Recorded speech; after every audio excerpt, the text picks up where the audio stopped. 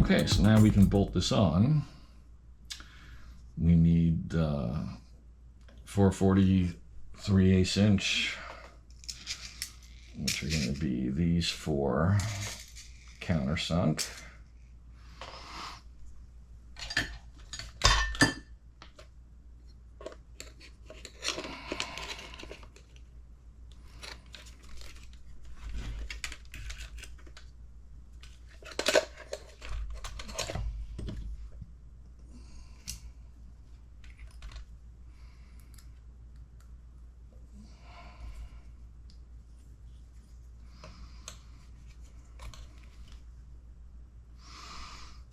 Second, why they use that hardware with those teeny little heads, I do not know.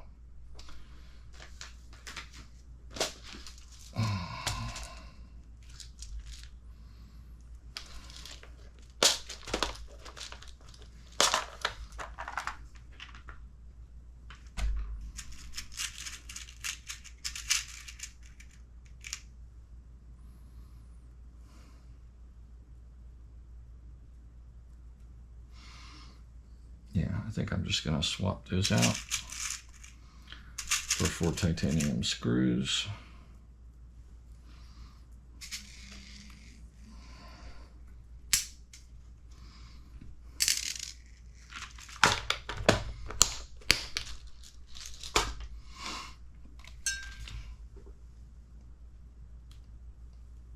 The weight isn't even a factor. It's a matter of those are so much easier to strip because they're so small, and also they'll rust eventually, whereas these will not.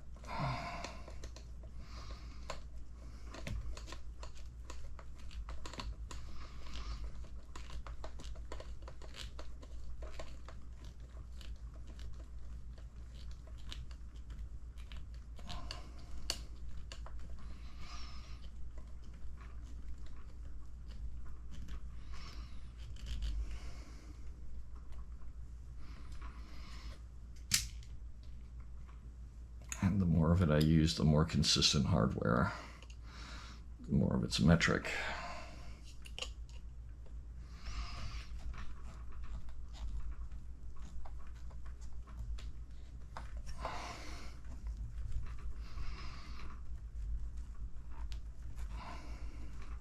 It's a finer thread, so it may not grip as well in the plastic, but I just don't think it's an issue.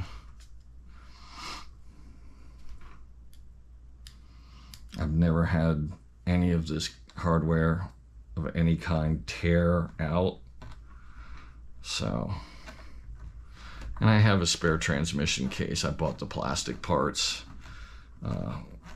It was available, inexpensive, and I figured I would throw the parts in my parts box just in case. A lot of kits I buy spare pieces like steering knuckles, front control arms, things that are prone to breakage during racing, shock towers, things like that, and I'll put them in my parts box along with the kind of things that you use in rebuilds, like if you've got oil-filled differentials, gear diffs, the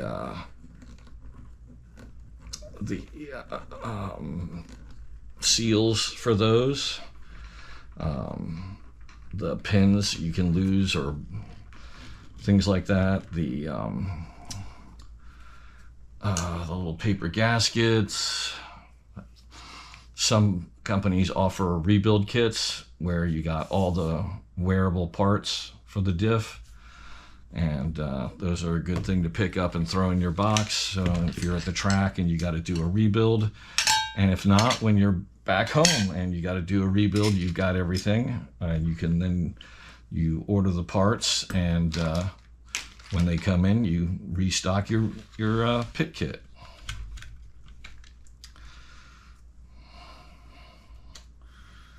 So for the back, 1/4 inch.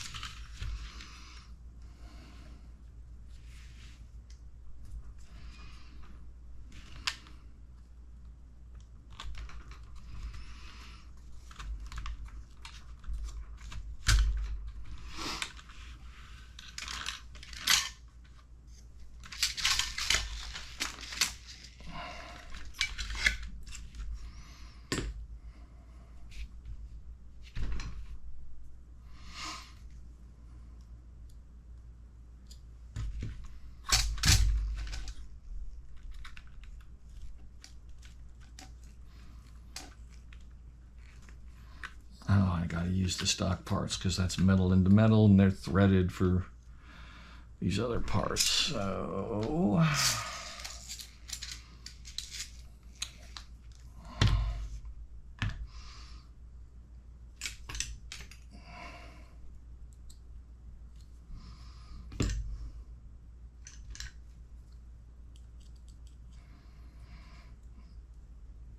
the bummer about this is the volume of tools I'll need to bring with. You know, when you're bringing a metric kit, maybe you need 2 or 3 wrenches. You know, now with this thing, I'm going to need to bring like 5 or 6.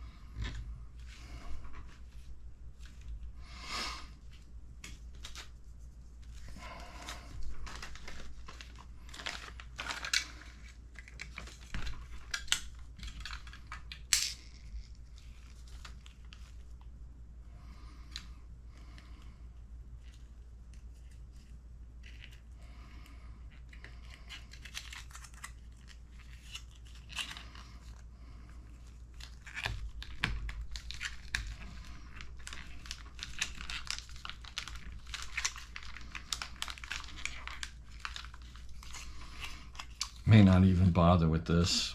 Mainly it's for people's fingers. But otherwise there's no real reason for it today, because dust is not an issue. Not running it outdoors on you know, out in the grass and stuff, so sticks and weeds and things like that aren't a problem. But I'll probably stick it on anyway, just because.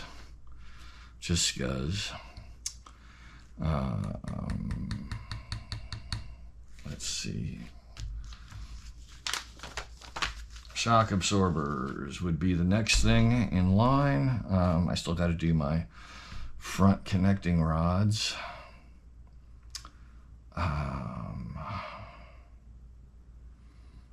would like to narrow that up a little bit so I can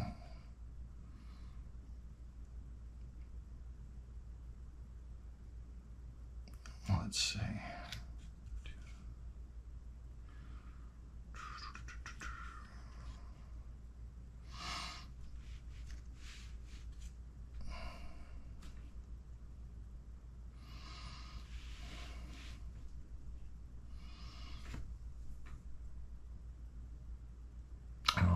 they've got to have that so far away. Maybe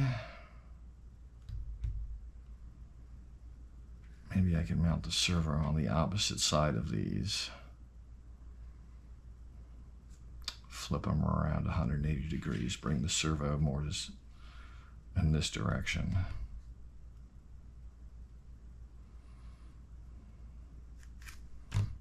I'm going to experiment with that. I'm going to turn the camera off and play around, because even if I do the closest one here, I've got a really steep angle, and I'm going to be cutting across the top of the servo. I just don't like that. And the other mounting holes are for a narrower servo, which I do not have. So I'm going to tinker. Well, no, it is. It's a narrower servo. So, okay, I'll let you know how it goes. Okay, I've been doing some tinkering and trial and fitting, and as you can see, I've got the rear end linkage set up. I had to use one of the turnbuckles that came in that kit with a long set of RPM ball cups, and I was able to get the right length there. I've got my axles in place. I've got my motor mounted. I didn't film that for you. It's 2 screws. There was nothing to it. It's easy enough. I'm just kind of test fitting where I want my electronics to go. I ended up rearranging the servo. Let me kind of go over that with you in detail, because it's important. This is a set of aluminum motor mounts with 5 millimeters of spacers in between, and it's mounted backwards on the hole, on the standard mounting holes. You might want to emulate this.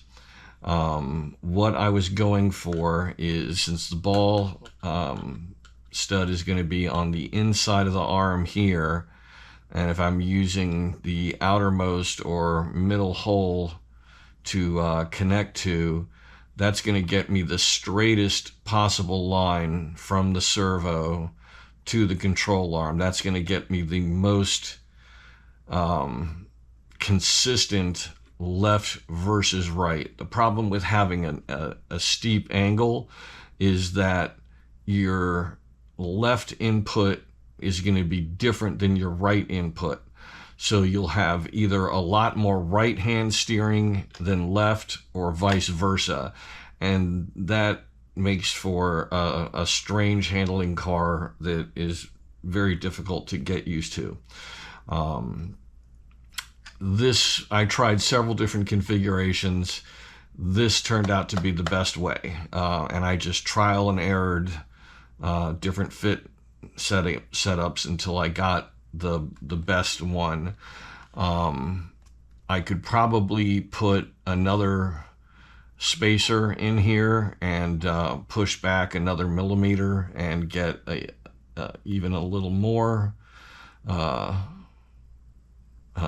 a straight line, but it's pretty, when you consider that the ball socket's going to be right about there, and if I'm linking up to the middle or here, that's a straight line. So if I'm going for the middle one, which I probably will, that's perfect. It doesn't get much better than that. I'll probably put a couple spacers underneath here to raise it up so I'm not making contact here. One of the things that you're going to find about RC cars, particularly the older cars, is that you have to kind of figure out a lot of things for yourself. For example, the turnbuckles that they give us, The instructions say that we need 4 of one length, 2 of another length, but they give us 6 all the same, and the only ones that fit are the 2 longest ones, which are the 2 steering arms. The 2 camber links front and the 2 camber links rear are too long. You could take a cutting wheel and cut those down a little bit, but you might not have enough threaded material. And again, those ball cups, the stock ball cups, are atrocious. They're using, I talked to a friend up at one of the hobby stores local to me, and he couldn't believe that they're still running those old cups. He was also shocked that they're still running the mixed hardware, that they didn't, sort that out when they did the re-release of these cars, that they didn't just go all metric. It wouldn't have been that hard when they were re-engineering these cars. But yeah, it is what it is. Maybe they wanted to keep it as close to original as possible. I don't know what they're,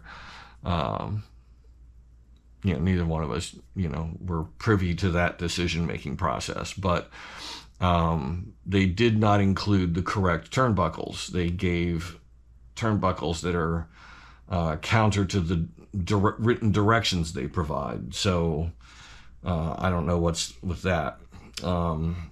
So you're going to kind of have to, scrounge around and find some parts. He couldn't find anything on the shelf there that, really fit the bill. So I've kind of had to, come up with my own solutions using, these RPM parts, these longer RPM pieces here. These are actually airplane parts, but they are suitable. Just search for RPM 440 ball cups, and they're still available, and they come in packs of 12. Get your hands on them, and they will make a huge difference. I highly recommend drilling a hole in them like I did. If you'll give me a second, I'll tell you what size drill bit I used.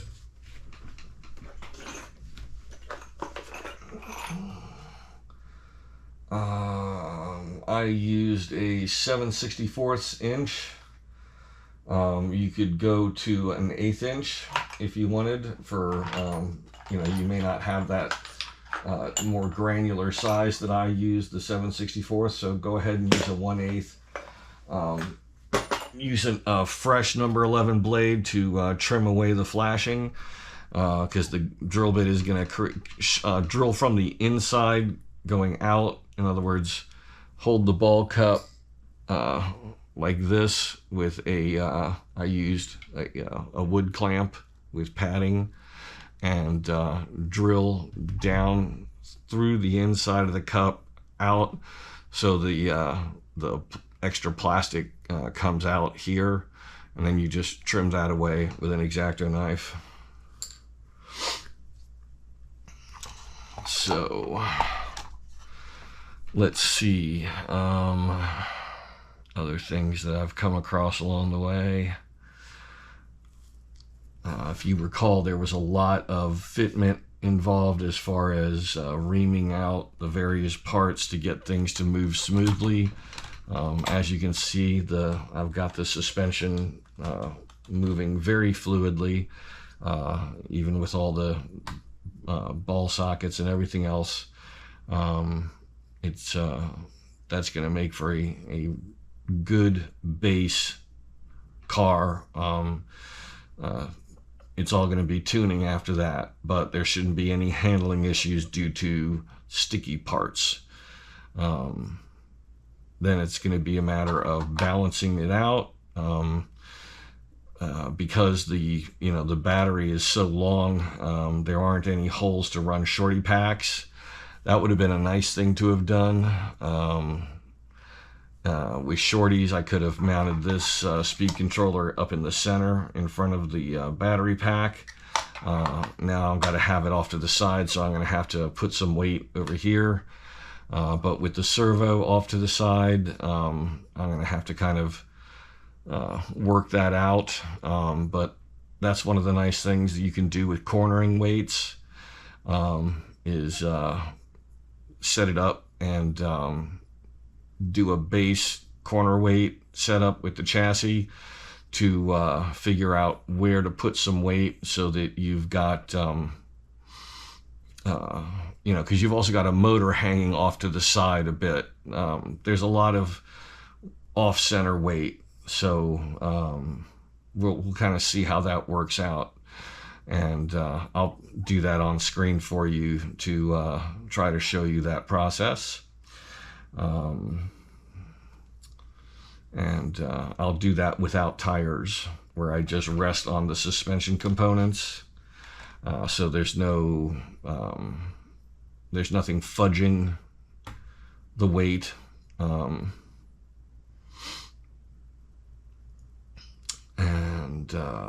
Let's see.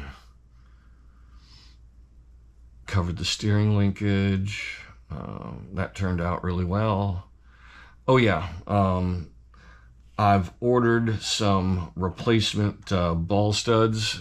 These guys. I've been replacing the stock items with the type that have an Allen head in the top, and they are metric as far as the threads. The ball stud is the same size up here, the knuckle, so everything fits properly. But I've ordered some that are longer because, for example, I used those spacers over here, which means I need to run spacers over here. As you can see, I've got them in here, but that means I can't put a nut on the bottom here to anchor this in place, and it could potentially tear free. This plastic is pretty thin and it's not super strong, so I do want to have a nut on the bottom and some Loctite, which means I need to have a longer stud here. So I've got those coming in. I think they were supposed to be here today, but the wonders of overnight delivery not delivering overnight, which was very expensive. Unfortunately, they didn't show up on time. And thank you, Post Office. Should have gone with UPS or FedEx. That'll teach me. But the reason I have to run a spacer here, because I have one here, is bump steer. If I don't equalize the height here, I'm changing the angle of this arm in reference to its original design, and so I'm changing the amount of bump steer. Now, that's something that you can play with, and as far as tuning, and so that's something that I would want to be able to play with. I could raise that up or down. I could take the spacer out, or I could add more spacers underneath it. And I'm not going to go into a discussion about bump steer and how it affects handling. That's a whole other topic. And we're not going to discuss handling here. That's a huge egg to crack right now. So, but let it be said that you need to, if you're going to run one here, to maintain the original geometry, you need to have one here. So that's why I am replacing with a longer stud and then a bolt underneath. So when it comes in, I'll swap those out. These don't need them because this is a tougher plastic and it's thicker. Let's see. Oh yeah, my servo tester turned up. I went through some more boxes, found some more of my items.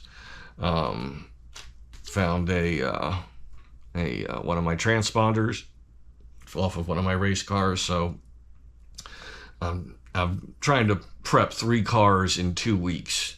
So this is a big project. That's why I'm kind of going at all this really rapid fire here.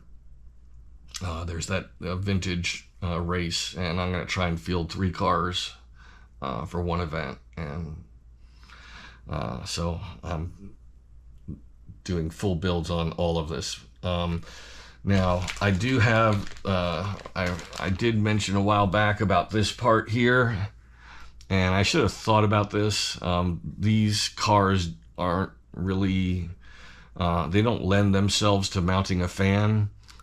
It's possible that I can put a fan somewhere in here to blow some air onto the car, onto the motor.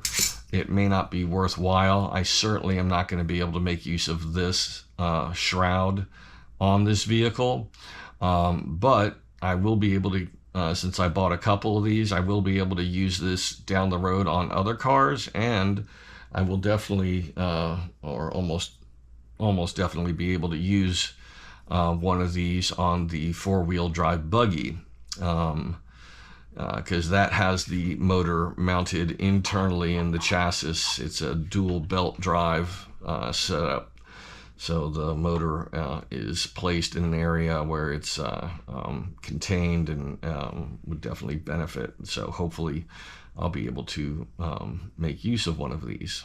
So I'm going to set that aside for now. All in all, the car is coming together very nicely. So I have one more turnbuckle to assemble, and then it's shock absorber time. I'm working on the body paint. Unfortunately, I've been looking everywhere, and somewhere I'm missing a box from the move, and I cannot find my solder station. So I've ordered a new solder station off Amazon. It's going to arrive on Monday.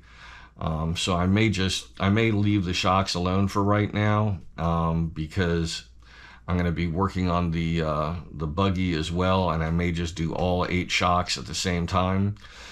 So I may just park this kit and move on to another one, and get assembling on that, and work, do the grunt work. But regardless, I'm going to continue this and get this turnbuckle on, and then I'll make a decision on that.